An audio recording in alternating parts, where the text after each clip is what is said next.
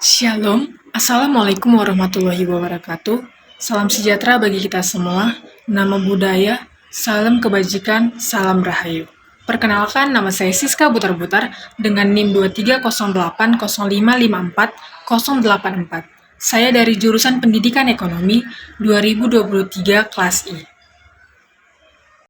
Di sini saya akan menjawab beberapa pertanyaan mengenai pengembangan kepribadian nasional dan institusional, yaitu yang pertama, jelaskan makna Pancasila sebagai pandangan hidup bangsa Indonesia dan beri contoh implementasinya. Pancasila adalah pandangan hidup dasar negara Indonesia yang mengandung arti yang sangat penting dalam membentuk identitas, karakter, dan pembangunan negara Indonesia. Pancasila juga seperangkat nilai dan prinsip yang menjadi pedoman perilaku, moralitas, dan etika individu dan masyarakat Indonesia secara keseluruhan. Dia merupakan falsafah hidup sekaligus landasan negara Indonesia. Pancasila juga merupakan cerminan nilai-nilai luhur yang telah ada dalam masyarakat Indonesia sejak dahulu kala, seperti nilai budaya, nilai agama, dan nilai adat istiadat. Dengan berpegang teguh pada Pancasila sebagai falsafah hidup, bangsa Indonesia dapat mengembang jati diri dan karakter bangsa yang tangguh dan unggul. Implementasi Pancasila sebagai pandangan hidup dapat dilihat dalam berbagai aspek kehidupan seperti sila pertama, ketuhanan yang Maha Esa, mengartikan bahwa sebagai warga negara Indonesia harus mempercayai dan bertakwa kepada Tuhan.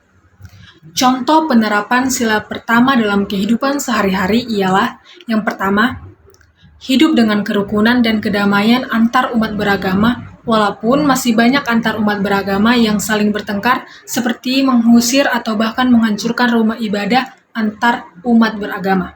Yang kedua, memberi kebebasan bagi setiap orang, termasuk diri sendiri, dalam melaksanakan ibadah sesuai dengan yang dianut masing-masing. Yang ketiga, tidak membedakan orang dengan agama yang berbeda dalam sebuah pergaulan. Sila kedua, kemanusiaan yang adil dan beradab, yaitu menghargai martabat setiap orang tanpa terkecuali. Adapun penerapan sila kedua dalam kehidupan sehari-hari ialah 1. Menjaga dan membantu sesama. 2. Membela kebenaran dan keadilan. 3. Bekerja sama demi kedamaian negara. 4. Hak atas kebebasan berpendapat, hak kebebasan beragama, dan hak lain yang mendasar. 5. Menjunjung tinggi nilai-nilai kemanusiaan yang 6. Tidak bersikap semena-mena terhadap orang lain karena berbeda ras, agama, budaya, adat istiadat, dan lain-lain. Sila ketiga, Persatuan Indonesia, yaitu mengutamakan kepentingan rakyat dan semua perilaku harus bersumber dari hati nurani yang menjadi pokok utama kebenaran dan keadilan. Berikut adalah penerapan sila ketiga dalam kehidupan sehari-hari. Yang pertama, rela berkorban demi kepentingan bangsa dan negara.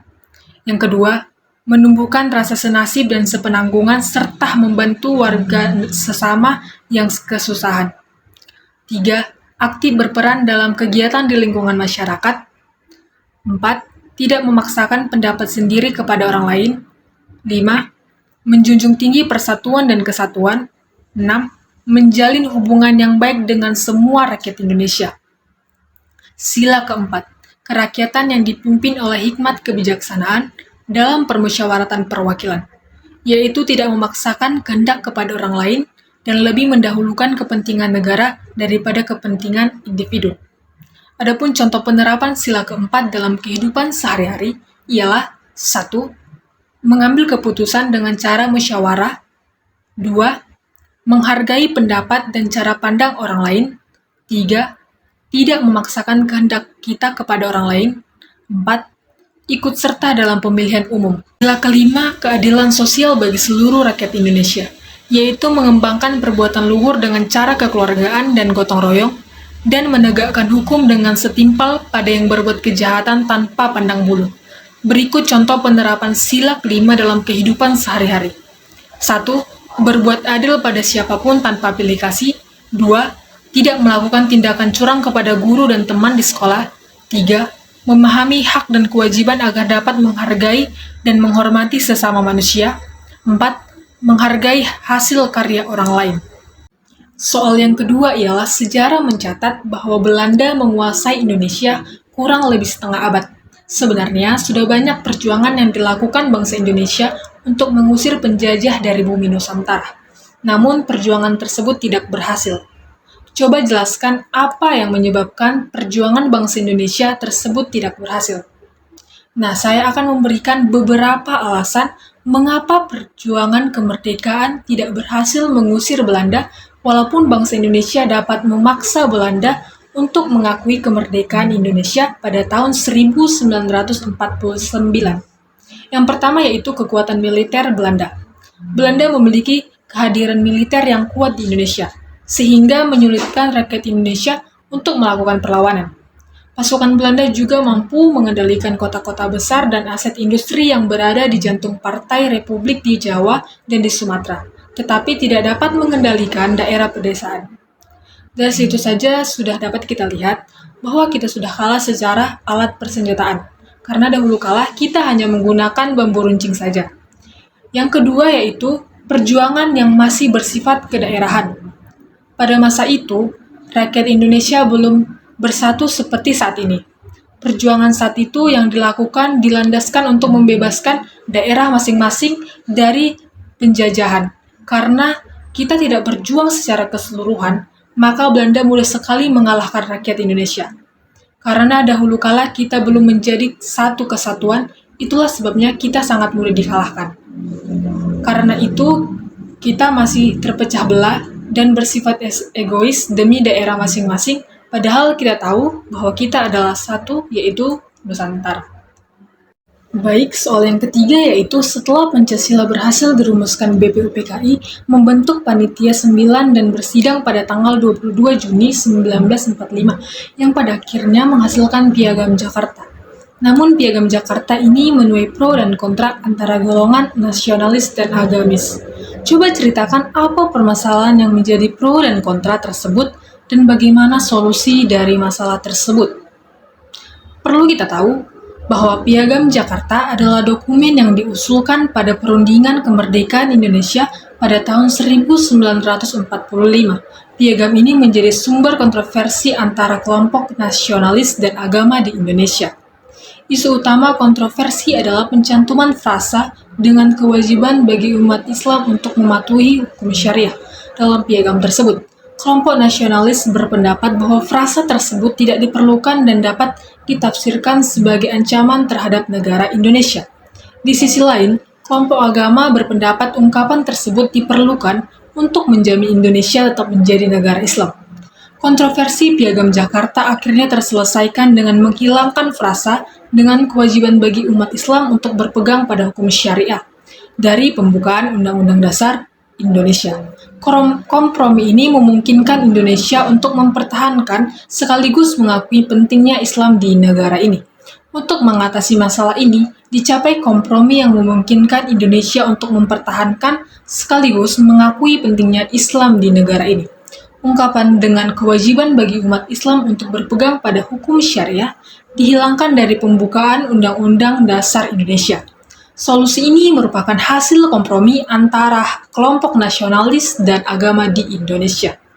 Soal yang keempat yaitu jelaskan secara singkat proses terbentuknya nilai, norma, dan moral dalam masyarakat. Nilai, norma, dan moral terbentuk dalam masyarakat melalui proses yang kompleks dan berkelanjutan. Berikut beberapa poin penting untuk memahami prosesnya. Yang pertama, nilai. Nilai merupakan sikap yang dimiliki seseorang terhadap hal-hal yang ada di sekitarnya. Nilai dibentuk oleh budaya, agama, keluarga, dan faktor lainnya.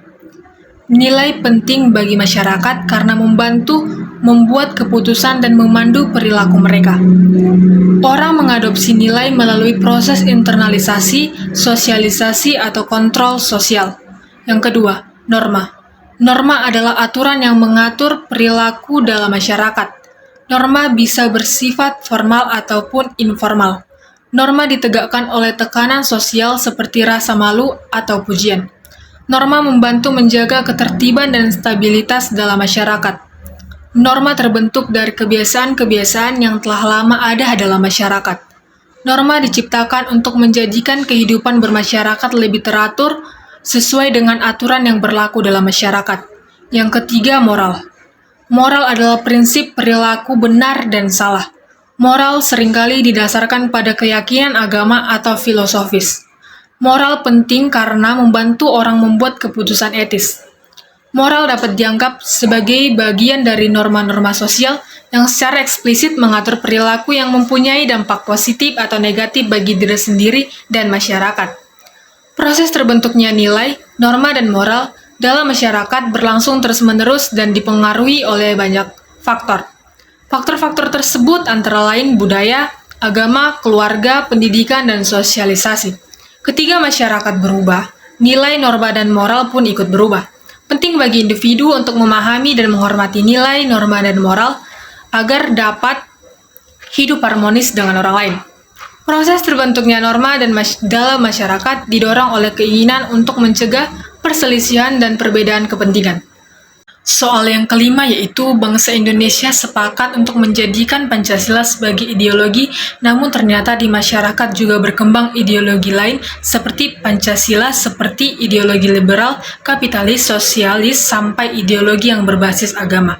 Menurut Anda, bagaimana seharusnya kita memposisikan Pancasila sebagai ideologi dalam kehidupan berbangsa dan bernegara di tengah ideologi-ideologi lain yang juga berkembang di masyarakat? Perlu kita tahu bahwa Pancasila merupakan ideologi terbuka yang fleksibel dan dapat beradaptasi dengan kondisi yang ada tanpa harus mengubah hakikat nilai-nilai standar yang terkandung di dalamnya. Namun di masyarakat, ideologi lain seperti kapitalisme liberal, sosialisme, dan ideologi berbasis agama juga berkembang. Untuk memposisikan Pancasila sebagai ideologi dalam kehidupan berbangsa dan bernegara, di tengah ideologi lain dan perkembangannya di masyarakat, dapat dilakukan langkah-langkah seperti berikut. Yang pertama, menekankan pentingnya Pancasila sebagai dasar negara Indonesia dan peranannya dalam memelihara persatuan bangsa dan keadilan sosial. 2. Mendorong internalisasi nilai-nilai Pancasila dalam kehidupan sehari-hari, khususnya di kalangan generasi muda. Yang ketiga, mendorong aktualisasi kearifan lokal yang mencerminkan ideologi Pancasila. Yang keempat, memanfaatkan peran media untuk menyebarkan nilai-nilai Pancasila dan melawan pengaruh ideologi lain, khususnya di kalangan generasi muda. Yang kelima, terus menjunjung tinggi keberagaman dan mendorong pelestarian nilai-nilai Pancasila untuk mewujudkan generasi unggul. Thank you for watching. Sekian yang bisa saya sampaikan. Mohon maaf apabila terjadi kesalahan kata dalam pemaparan materi dan yang menyinggung teman-teman sekalian. Kesepian tanpa kekasih, cukup sekian dan terima kasih.